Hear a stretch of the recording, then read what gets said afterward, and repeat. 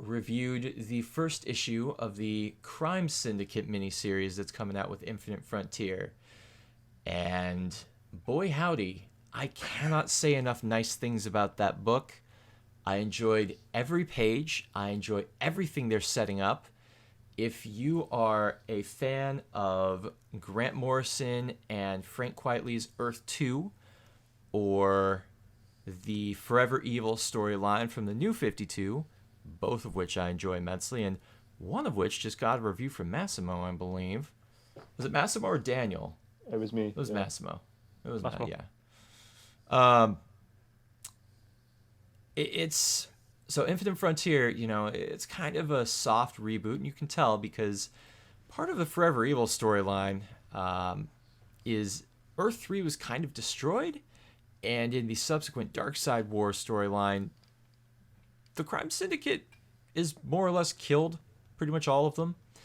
And they're back. Earth 3 is back, and it very much seems to be that it's brand new. We're starting off with a Crime Syndicate that have not formed said syndicate. This is early days. We are giving kind of a background on all of them. The book starts out basically with the assassination of a very dictator-looking John F. Kennedy, an assassinated president of the United States in real life, for those who aren't up on U.S. history. Except for he's not assassinated by a mysterious man on a grassy knoll. He is assassinated by fucking Ultraman as a child. He's just floating in the air, evil Clark Kent. If you've seen the movie Brightburn, it reminds me of that in a big way. And then they kind of go through all of them. They go through Superwoman, which if you are used to kind of her classic incarnation where she is evil Lois Lane, read the book. You're going to be surprised. It is not Lois Lane. That's all I'll say. It's not Diana either. We've got a... fucking, why you gotta spoil it, man? It's his mother's name, obviously. We also get... Imagine the conversation went like that. Why did you say that name?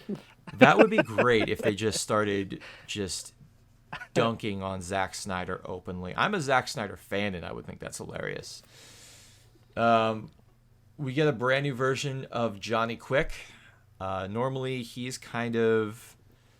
he's your Flash pastiche, and normally he has kind of a Flash-like costume.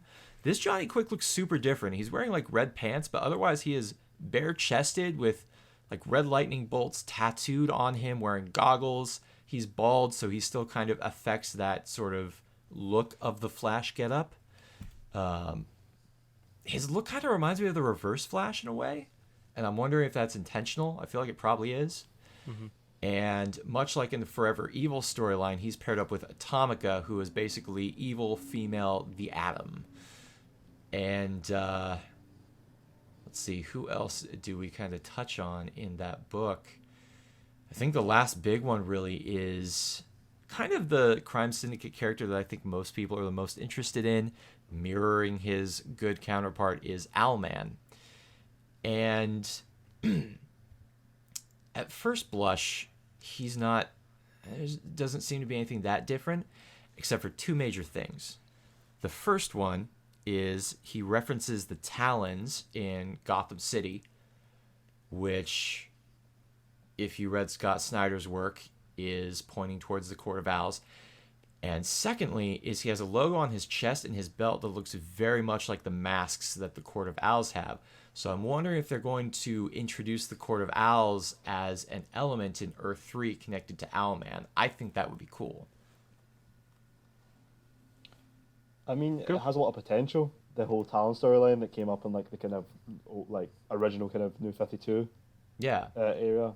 And Court of Owls is Scott Snyder. Tongue twist. It's early for me. We're tongue twisted. Scott Snyder started off his run with a bang.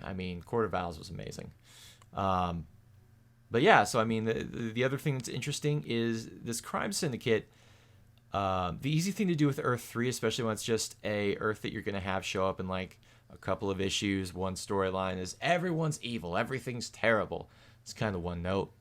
This Earth 3 is much more nuanced. It seems like generally people are pretty normal. And it's just you have these dickhead superheroes. It almost reminds me of The Boys, because the superheroes aren't even... Like, Owlman isn't necessarily evil. He's murderous, but he's fighting crime, technically. Likewise, you know, Superwoman, she's kind of cajoling the U.S. president, who is a character you know that I don't want to spoil. But, like, she didn't kill anyone. Like, it seems like they're having a much more nuanced crime syndicate. So I'm really looking forward to seeing where that goes. And, oh, jeez. No, that's all right. His name... Just in the meantime, while Ian looks it up, just when he was saying about Ultraman killing Kennedy, I was thinking we could do a whole episode on all the superheroes that have killed Kennedy, could we not? Like, there's so many. Yeah. Absolutely. Like the Comedian, Magneto, Ultraman, like, that's just three. Number 5, There's like, like- Umbrella Academy. Yeah, The yeah, comedians- Umbrella Academy, yeah, there you go. The comedian thing That's is that really whole interesting. episode. The comedian is really interesting because he kills Kennedy in Before Watchmen, and it's directly in opposition of Watchmen, which is kind of funny because they actually allude, I believe, or no, it's the opposite. In Before Watchmen, they allude to him being good friends with Kennedy, and they don't actually. It's in the movie that they allude to him killing Kennedy. It's in the intro, yeah. Yeah, which In the comic book, they just kind of like say to him, "Well, don't ask me where I was when Kennedy gets killed." Yes. But in the film, you actually see him with the rifle and the grassy knoll. Yes. Which, you know, whatever you think about Zack Snyder, I think that opening was really cool and well done. I think that intro is the greatest thing Zack Snyder's ever made. Yes. To be honest. For all of the other flaws that movie has, and there are many. Yeah, there are. Yeah. Crime It Syndicate. looks cool. I think it's the only thing you can say about any of these films for me. Like, That's it fair. gets almost every part of every Visual tour comic de force. adaptation Yeah. totally wrong. But visually, it looks good. This might be controversial, but every new trailer I see for this Justice League film with like Leonard Cohen playing over it and stuff, I'm just like, this is the Watchmen intro, but not as good. This is just trying to recapture what he did at the start of Watchmen, and it's just not hitting the same. I don't know if that's just me, but that's the vibe I I don't get. disagree. Crime Syndicate, written by Andy Schmidt. There is a short backup story at the end of the book that kind of covers Ultraman's childhood. That was written actually by Bryan, or drawn, still written by Andy Schmidt, but drawn by Bryan Hitch, and that little backup is pretty cool as well.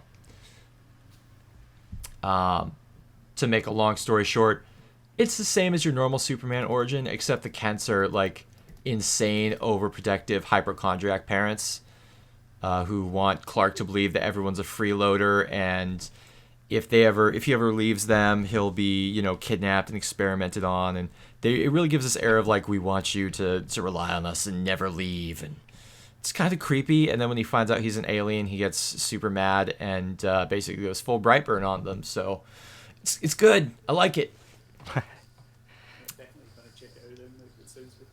Oh yeah, and I believe it's a 6 or 7 issue miniseries, so it's not something where it'll run for a couple of months and then they'll cancel it. Like, it's going to be its own self-contained thing, which makes it much easier for me to get on board with.